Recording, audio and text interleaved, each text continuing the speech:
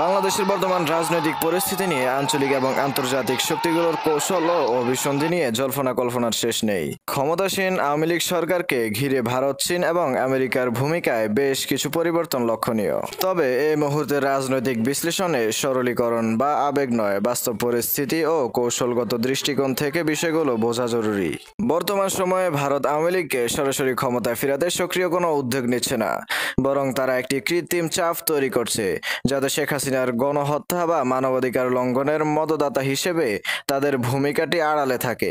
ভারতের মূল কৌশল হলো পরিস্থিতি যে কোনোভাবে স্থিতিশীল রাখা এবং ভবিষ্যতের নির্বাচিত সরকারের সঙ্গে সমঝোতা করা।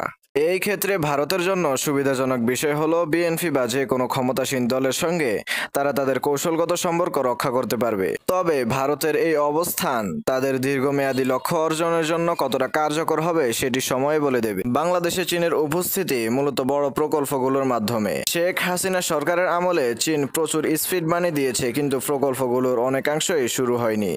এই অবস্থায় নতুন করে বিনিয়োগ করলে লাভজনক পরিস্থিতি থাকবে না। চীনের এই পরিস্থিতি বাংলাদেশ তাদের কৌশলগত অবস্থান দুর্বল করে তুলতে পারে। বাংলাদেশকে আমেরিকার পুরোপুরি নিজের বলয়ে টেনে আনার প্রচেষ্টা দীর্ঘদিন ধরেই চলছে, কিন্তু দেশটির সেনাবাহিনী এ ধরনের কৌশলে অনীহা দেখিয়েছে।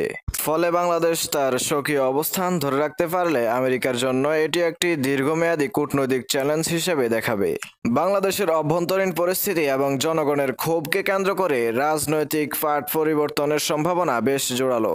বিএনপির হাতে ক্ষমতা যাওয়ার সম্ভাবনা এখন অনেক বেশি। ছাত্র সমাজের কিছু অংশের অ্যানার্কিস্ট মনোভাব নিজের ভারেই হারিয়ে যেতে পারে।